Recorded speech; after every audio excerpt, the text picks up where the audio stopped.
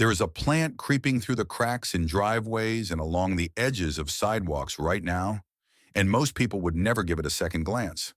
They see red stems, low growth, thick little leaves, and assume it is just another weed, another unwanted thing pushing up where it does not belong. But that assumption hides something extraordinary. This plant contains more omega-3 fatty acids than salmon, not pound for pound, but leaf for leaf. It has fed human beings for roughly 4,000 years. It survived the collapse of ancient worlds, passed through civilizations that rose and disappeared, and in 2022, scientists at Yale discovered that it does something no other plant on Earth is known to do. They described it as something close to a biological impossibility. And yet this plant is not celebrated. It is not protected. It is not even respected. In most places, it is sprayed, ripped out, and treated like an enemy. Its name is purslane, and the deeper you look into its story, the stranger it becomes. Long before anyone called purslane a weed, people were deliberately gathering it, storing it, and planting it as food. Around 1050 BC in northern Greece, someone placed its seeds inside a clay vessel. 3,000 years later, when archaeologists opened that container, they found thousands of tiny black seeds still preserved inside, each one barely a millimeter across. What makes that discovery even more striking is that it was the same plant still growing between stones in the modern landscape. By the 7th century BC, those seeds were appearing at the Samian Heraeon, one of the most important sanctuaries in ancient Greece. By the 4th century BC, Theophrastus was already writing instructions for farmers, telling them when to sow it alongside essential crops. That detail matters because it changes the entire way we are supposed to see this plant. Purslane was not some accidental invader at the edges of civilization. It was part of civilization. The Romans later cultivated it across 3 continents, and medieval Europeans ate it so regularly that in 1288, when Bonvicende de Riva recorded what Milan consumed, purslane appeared not as a curiosity, but as a staple. This was food, plain and simple, and for centuries people treated it that way. At some point after 1492, purslane crossed the Atlantic in the written record of European expansion. But the deeper story is far older than that. When European settlers documented the plant in Massachusetts in 1672, archaeologists would later uncover evidence showing it had already been in North America for thousands of years. Seeds found in Ontario date to around 1350 AD. Seeds found in Kentucky go back as far as 800 BC.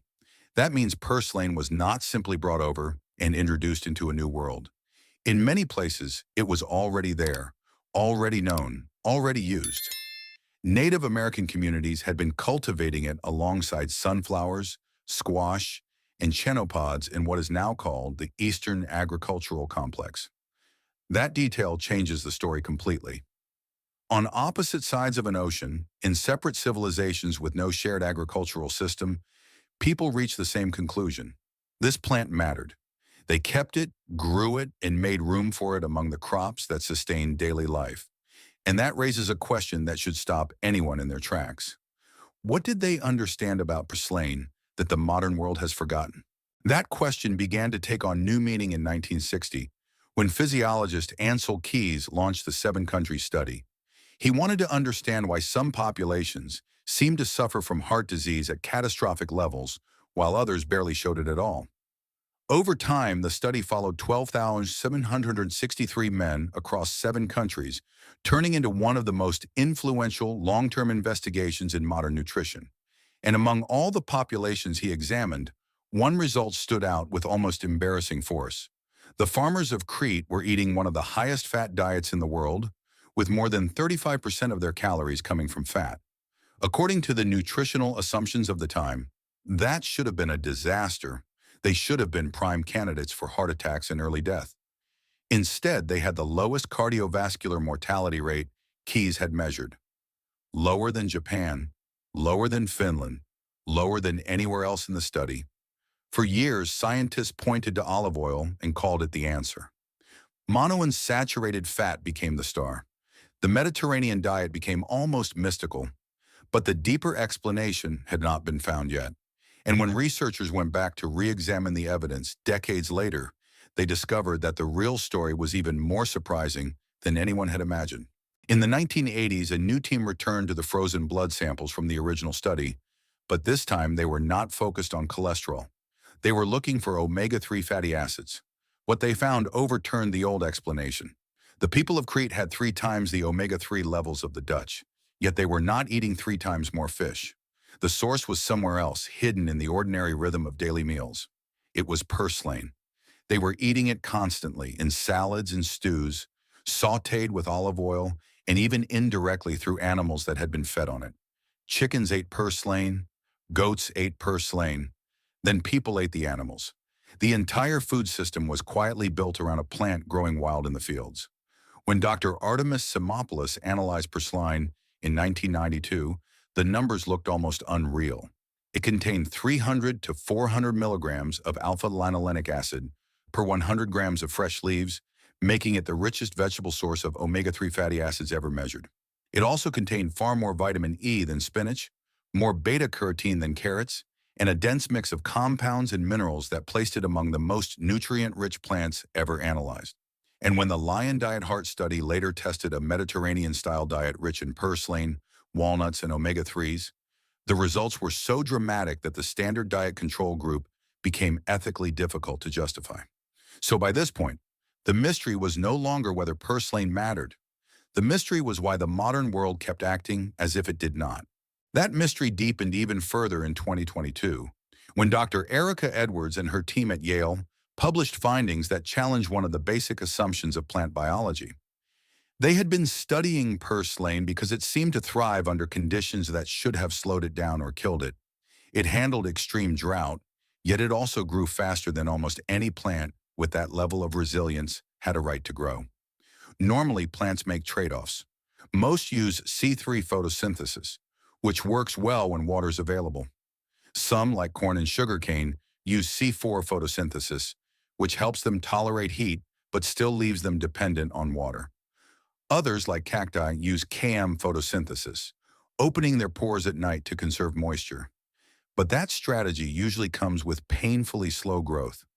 Scientists already knew purslane could do both C4 and Km, but they assumed those systems were separated in different parts of the leaf. What Yale discovered was far stranger. In purslane, both systems were operating in the same cells, linked together in a way no other species on Earth is known to achieve. During the day, it used C4 for fast growth. At night, it used Km for drought survival, and the products of one process fed directly into the other. In other words, purslane was not merely switching strategies. It was combining them. It was behaving like a super plant, one already built for the harsher future modern agriculture keeps warning us about. If purslane were merely nutritious, its story would already be remarkable. But what makes it threatening to the modern system is not just what it contains. It is the fact that it is almost impossible to control. Purslane survives on a fraction of the water corn needs. It can grow in soil so salty that many crops would fail within days. A single plant can produce around 200,000 seeds, and those seeds can remain viable in the soil for up to 40 years. Even the broken fragments of its stems can root themselves into new plants once they touch the ground. Heat does not easily stop it. Drought does not wipe it out. Efforts to destroy it often fail unless every condition happens to go exactly right. That is why the conflict around purslane is bigger than gardening. The herbicide industry treats it like an enemy. Lawn culture treats it like a defect. Agricultural systems treat it like a problem to be eliminated. But the deeper issue, as the original argument makes clear, is that purslane does not fit neatly inside a model built on control. It reproduces freely. It does not depend on constant repurchasing. It grows across climates where humans already live, asks for almost nothing, and keeps returning. A plant like that is difficult to turn into a tightly managed market, and that may be exactly why it has spent so much of modern history being taught to us as something to kill. And yet, despite everything, half the world never stopped treating purslane as food. In India, it is called kulfa. In Greece, glistrita. In Mexico, verdolagas, often sautéed with garlic and chili. In China, it has been cultivated for thousands of years. Across Turkey, Iran, and much of the Middle East, it still appears in everyday meals, folded into salads, mixed into dishes, eaten without hesitation. The knowledge was never completely lost. It was simply divided. One half of the world continued using it. The other half was taught to poison it. That division becomes even more important when you look at where agriculture is heading. Climate models point to semi-arid regions as the first places where traditional crops begin to fail. These are areas where rainfall is already limited and becoming less predictable. Corn and wheat depend on far more water than those environments can reliably provide. Soybeans struggle when temperatures climb too high. But purslane does not slow down under those conditions. It accelerates. It completes its life cycle with a fraction of the water, tolerates stress that shuts other plants down, and keeps producing where others collapse. And the most unsettling part is how close it has been this entire time. You can identify it without specialized knowledge. Thick red stems, smooth and slightly translucent when broken, with small, paddle-shaped leaves that spread low across the ground. Tiny yellow flowers tucked between the leaves. It grows in gardens, in fields, even between stones where nothing else seems to survive. Harvest it young, within the first few weeks, and it can be eaten raw with a slightly lemony, salty taste. It can be sautéed, added to soups, blended into drinks, pickled, or dried. One plant can produce enough seeds to fill an entire garden the following season. So the question is no longer whether purslane matters. The question is what it means that we forgot.